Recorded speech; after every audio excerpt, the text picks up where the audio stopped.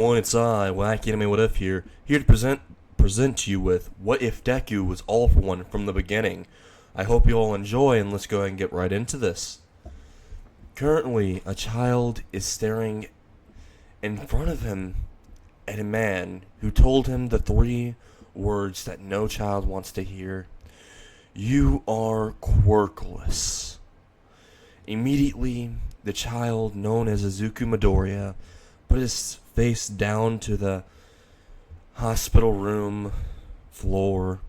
Once he did, he immediately started thinking, can I still become a hero if I'm quirkless? I can still become a hero. It doesn't matter. I can do it, is what he's saying in his head. But on the outside, he already knows.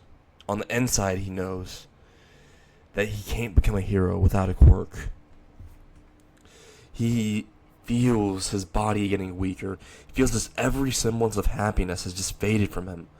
He feels tears running down his cheeks, running out of his eyes, and he feels immense agony from this.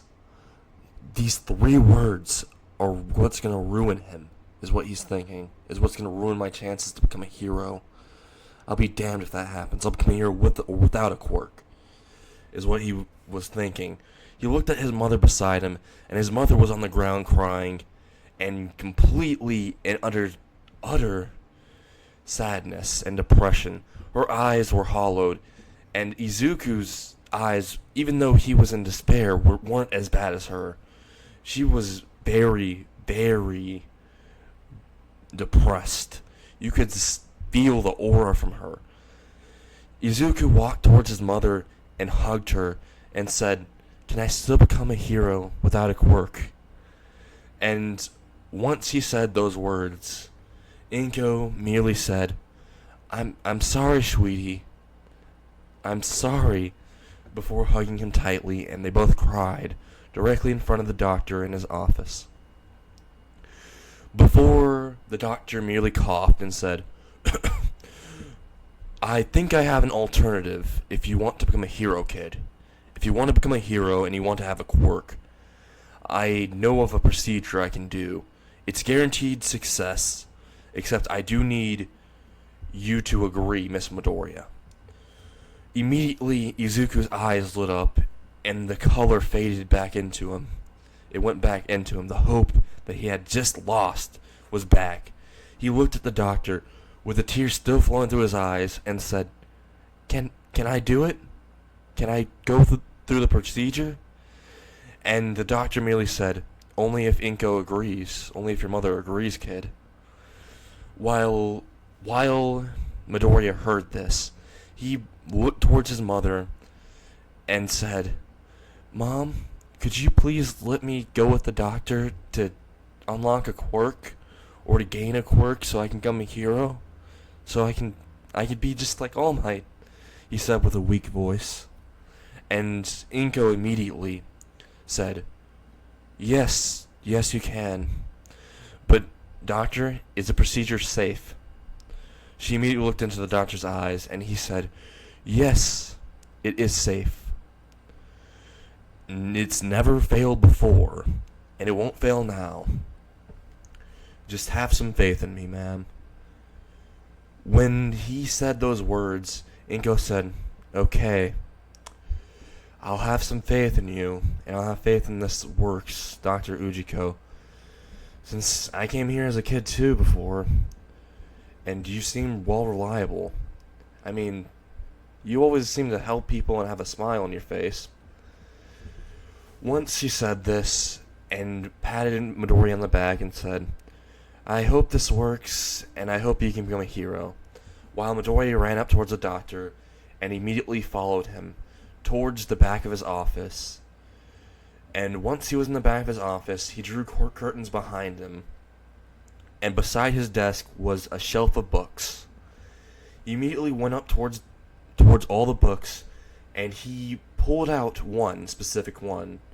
It read as the contract with the devil. He immediately pulled the book out, and it opened up a secret passage. The bookshelf moved to the side, and stairs were in front of them. Immediately, Dr. Ujiko said, Izuku, follow me, while they both descended down the stairs, and Ujiko was holding Izuku's hand very tightly. Izuku was feeling in very immense danger from this. It's very scary for him. He's walking down a dark stairway in a hidden passage that he never knew would be in hospitals. This is very scary. Something's wrong, is what Izuku's saying. And he's clicking it together. He's thinking, wait, what if this isn't me getting a quirk or him actually helping me? What if it's for something else? What if I'm going to be abducted? What if... He's thinking about all these things in his head. He's having panic, and he's starting to breathe and pant erratically while Ujiko's walking downwards with him. And he looks at the kid, and he notices the face that he has. It's one of someone that's about to run. He immediately said, "Don't worry, kid. This is perfectly safe. We've done this procedure many times. You'll have a quirk, and you'll be out of here in no time.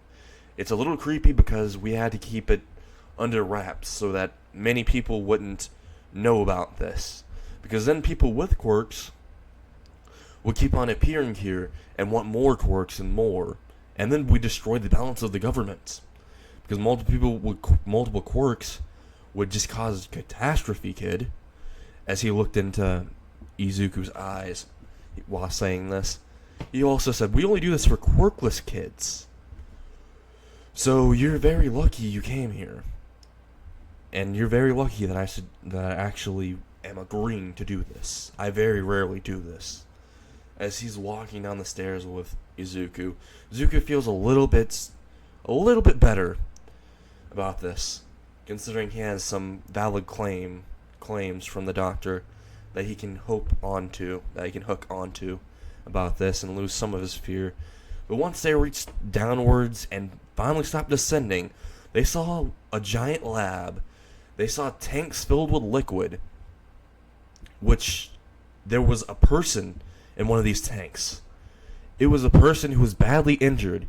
He's in a suit and he has a mask on his face, and what looks like a respiratory system with it. He looks gravely injured, is what Izuku's thinking. And Izuku just says, "Doctor, what is this place? I see a gravely injured man here. Are you treating him?" He immediately says, while the doctor says, "Oh yes, I'm treating him. And I'm treating many more," as he flicks on the lights. And Izuku looks around and he sees these giant bird-like creatures in tanks. And he sees all of them around everywhere. They're huge, they're abominations, and some of them have different body parts. There's some experimentations that Izuku can see that have different body parts, different body masses. There was one with a female head, a little girl's head, attached to a huge muscular body with tons and tons of electronics attached to it. And Izuku is currently panting, and he feels like he's gonna throw up. He throws up all over the ground, and Dr. Ujiko says, "Now I'm gonna have to mop there, you little brat." While Izuku immediately looks back at him and says, "Wait, you're not gonna help me, are you?" And Dr. Ujiko just says, "No shit," while he karate chops him in the back of the head. And he falls to the ground when he gets karate chopped in the back of the neck. He falls to the ground, and Dr. Ujiko catches him. He walks towards the tank that was right beside his master, known as All for One, who was in the tank receiving healing.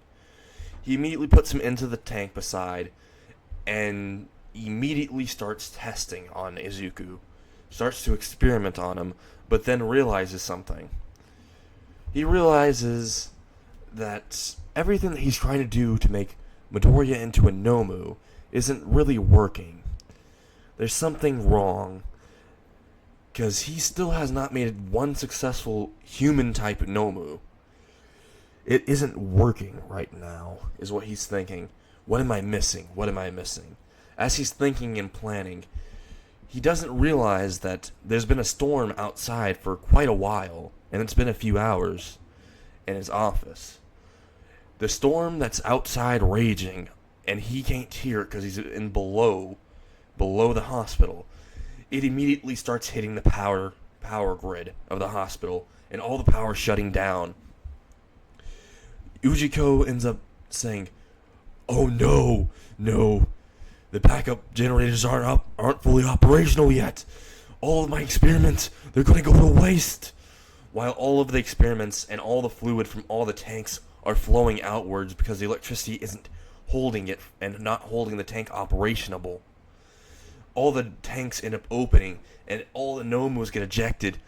Izuku gets ejected. All for One gets ejected out of the tanks. And Ujiko immediately grabs his head and says, No. I was trying to tend to my master's injuries.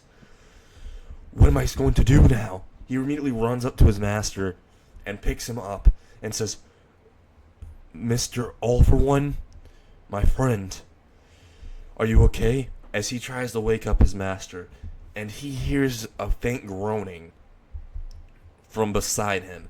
He looks beside him and he sees the kid is out. And he immediately says, "Kid, you might want to just go ahead and get into the tank willingly before I have to force you in myself." He starts charging at the kid before the kid immediately shoots lightning beside him and blows up the tank behind him. And also incinerating All for One.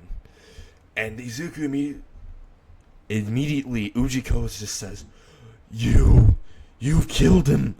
He runs up towards All for One's body and says, No, my master's dead because of you," is what he says and screams out and has tears through his eyes, while immediately looking at Izuku's cold face. And Izuku smiles and he says, "Oh, your master wasn't that. That was the kid.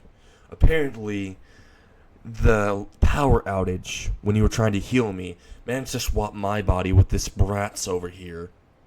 Because these tubes were connected by wires. All the tubes were connected by wires, and he was the only one that had an actual pulse. None of the Nomus have pulses, so I didn't get swapped with them. I don't know how this happened, but this might be for the better. After all, I still have my quirk, it seems." As he immediately shoots lightning out of his hands and says, "I always liked this quirk the most. Lightning enhancements. It allows me to shoot amounts of lightning out of my body, and it's so similar to certain successors of One for All that it's quite amazing." He immediately says while looking at the doctor with a sadistic smile, while the doctor gladly has a happily face and says, "What do you want to do now, master?" while he's on the ground kneeling in front of Izuku. And Izuku immediately says, "We need to get rid of my body over there," as he points towards his body that's on the ground. And Dr. Ujiko immediately says, "You want to get rid of it? You don't want to change back? I can get you changed back into it." While immediately Izuku says, "I don't want to get changed back into it. That body has too many injuries. If I get into that body, then I'll just be weak and useless when it comes to a fight. Considering I can't operate my full capacity in that body, but in this one, I could do so much more," is what he just says.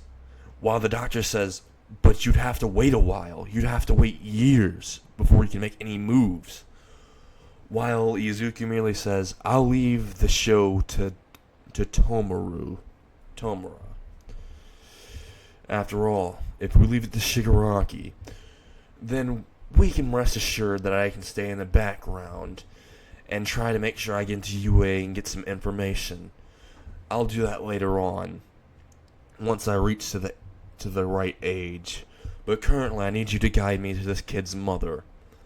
While he says this, Dr. Ujiko says, "Yes, of course," while he ends up guiding Izuku, aka All for One, towards Izuku's mom out of the basement, while the originally presumed corpse of All for One stands up and immediately says, "What happened? I only remember the scary doctor. What happened afterwards?" And he feels very weak and exhausted. But he knows that he needs to get out of here, so he starts to run all the way up the stairs. Outwards, out of his basement lab, out of Ujiko's basement lab. While he's running up the stairs, Izuku and Ujiko are walking calmly, and they hear footsteps behind them, rushing up the stairs, and immediately Ujiko says, "Wait, it can't be. The kid's still alive?" While Ujiko says this, All for One's body runs right past him, and All for One Izuku immediately says, "Not if I can help it." And he shoots lightning directly at his former body and shoots off an arm, while Izuku, who's inside of the body of All for One, is screaming out in pain while running up the stairs as quickly as possible. And immediately, All for One Izuku just says, "I'll just shoot the leg next." He fires another bolt of lightning, and immediately Izuku, by blind luck, trips upwards the step, and the lightning goes past him, and it shoots in front of him, which would seem as luck wasn't, considering that right when it hit the front of him, it hit the bookshelf. Once it hit the bookshelf, it blew off the hinges, and a worried Inko Midoriya ran towards the office at blinding speeds as fast as she could go. And All for One Izuku walked towards his previous body and said, "You die now," while firing lightning directly at his head.